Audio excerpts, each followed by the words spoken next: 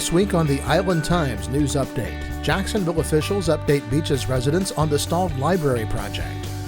Governor Rick Scott attends the Mile Point groundbreaking, and the 4th annual Ferry Fest will be held in October.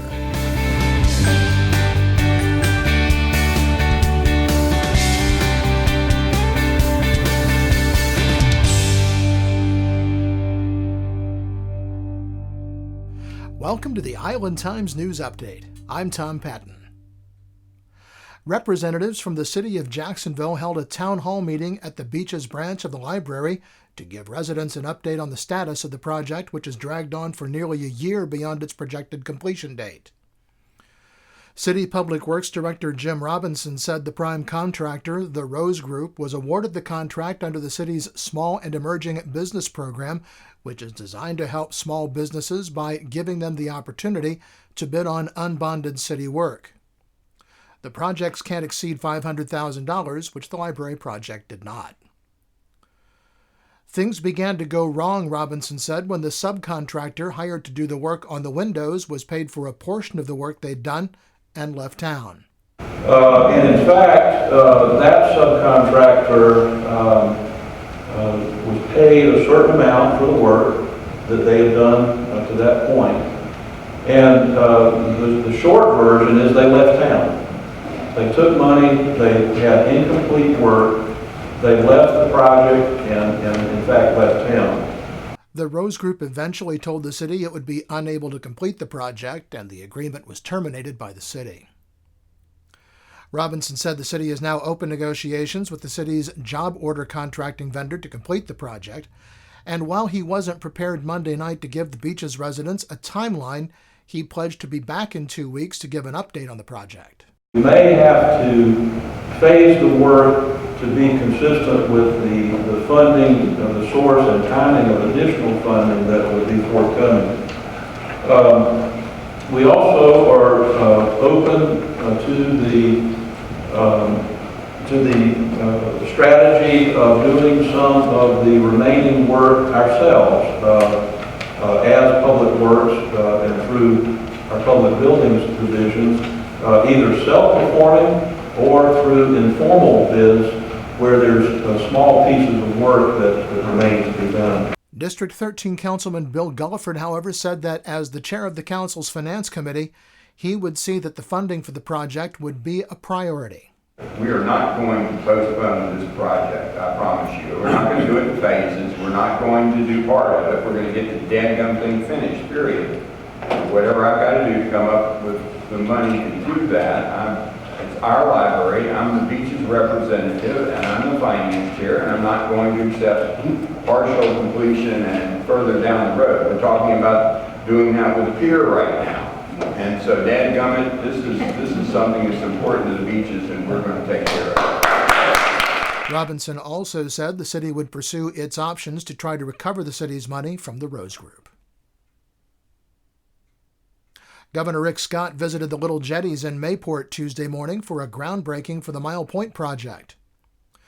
Joining Scott were Mayor Lenny Curry, State Senator Aaron Bean, Mayport Commander Captain Wes McCall, Florida Secretary of Transportation Jim Boxhold, Jacksonville Chamber of Commerce President Daniel Davis, and others. Scott said that the Mile Point project was all about growing jobs in Jacksonville. Jacksport, Mile Point, this harbor improvement project, $43.5 million of your money is going to go in to make sure we can get more shipping right here. And the reason we're doing this is with these projects like these, we get more jobs. We've added 170,000 more private sector jobs in transportation or in trade in the last 4 years, and we're going to get more right here in Jacksport. The project will reconfigure the existing Mile Point training wall in order to redirect difficult cross-currents. The U.S. Army Corps of Engineers believes this should reduce or eliminate navigation restrictions impeding the movement of deep draft vessels.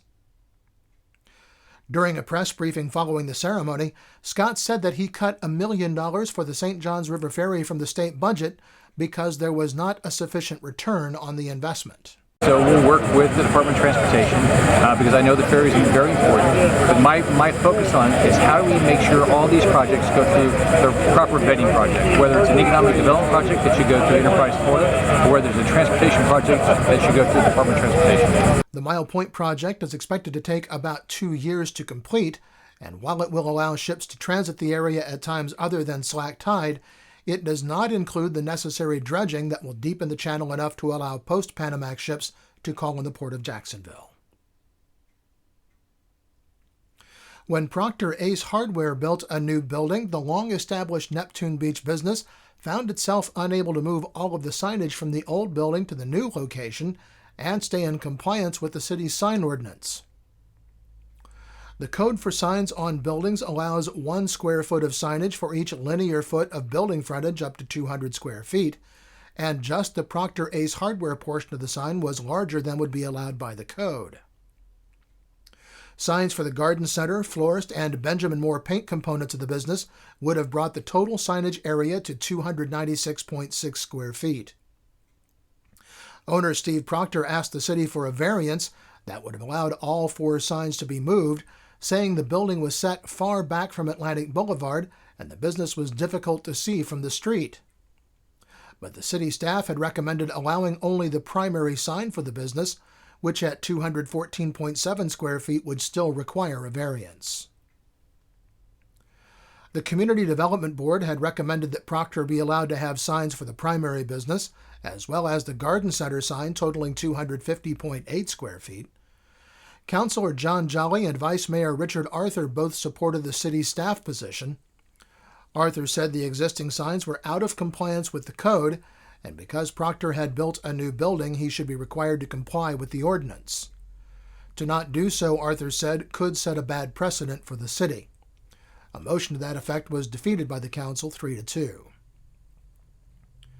Councilor Kara Tucker said that Proctor should be allowed to bring all 4 signs to the new building, but Mayor Pruitt offered a motion to accept the recommendation of the Community Development Board and allow total signage of 250.8 square feet. That motion passed on a similar 3-2 vote.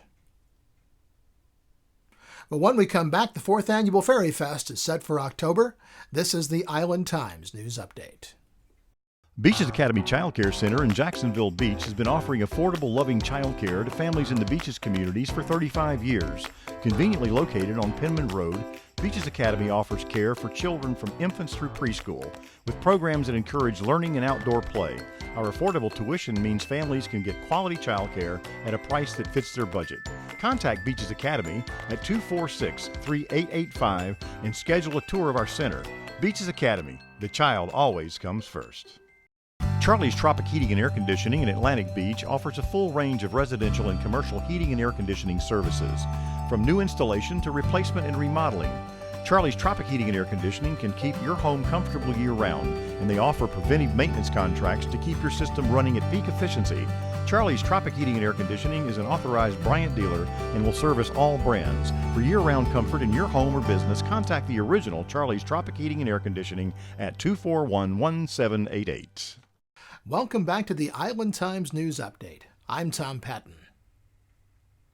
Supporters of the St. Johns River Ferry have set a date for the 4th Annual Ferry Fest to be held on both sides of the river at the ferry crossing. The event will be held October 10th with an expanded kids zone, live music, and events on both sides of the river. Ferry Commissioner Rich Reddick said the event is still in the planning stages, and the timing of the event was being adjusted so as to not compete with other events going on in Jacksonville that weekend. Curtis Loftus said that a sort of scavenger hunt was being planned for the Timaquan Preserve side of the river. The plans were announced at a social event for the ferry ambassadors at Poe's Tavern in Atlantic Beach Wednesday night. And on August 9th, a group of as many as 150 cyclists will ride from Mellow Mushroom in Jacksonville Beach to the ferry and return, and proceeds from the ride, which is sponsored in part by the St. Johns Riverkeeper, will benefit the ferry. You can register online at the Riverkeeper website. A suggested donation of $20 will get riders a sleeveless t-shirt and a cold beer at the end of the ride. The Atlantic Beach City Commission will take a second vote on forming a Seaside Community Council at its regular meeting Monday night. The idea does not have the support of the full commission, Both Commissioners Jimmy Hill and Jonathan Doherty have been vocally opposed to the formation of the panel, which will include academics from several of the area's colleges and universities, as well as 4 Atlantic Beach residents. The council will be charged with advising the Commission on issues related to climate change and sea level rise. It may also apply for substantial grants that the City of Atlantic Beach might be required to administer. Commissioner Hill in particular has said that he does not see the need for the council, but Mayor Carolyn Woods and Commissioner Maria Mark have both said the council would be able to advise this and future commissions on issues relating to the quality of life in Atlantic Beach. Well, it's time for Art Walk again in Jacksonville Beach.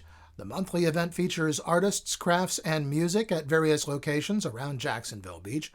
Art Walk will be held Tuesday, July 14th, beginning at 5 p.m. Many local businesses stay open late during the monthly event. And if you're interested in running in the 26-2 with Donna next year, a kickoff and training session will be held Saturday morning, July 11th at 7 a.m. at the Foundation's headquarters at 11762 Marco Beach Drive. The National Weather Service says we can expect hot weather through the week next week, with highs in the 90s and heat indices some days over 100 degrees. There's a daily chance of thunderstorms with the best chance of rain on Monday. The Island Times is always digital, always free at www.theislandtimes.com. Like us on Facebook and follow us on Twitter to be the first to know about stories posted on the Island Times. I'm Tom Patton. Thanks for watching.